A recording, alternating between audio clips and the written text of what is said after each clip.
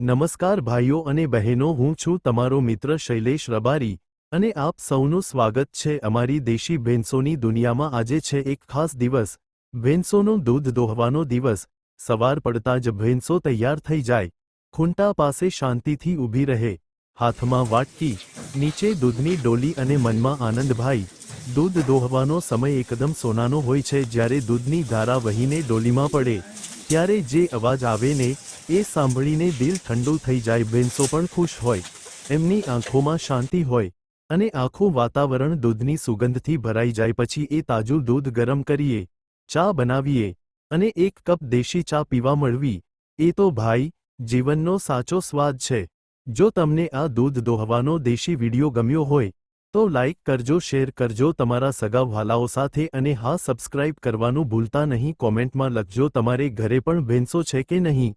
હું છું શૈલેષ રબારી, આવતી વાર લઈ આવું છું વધુ મજેદાર દ્રશ્યો અમારી ભેંસોની દુનિયામાંથી। ત્યાં સુધી દેશી રહો, મસ્ત રહો અને દૂધ પીતા રહો।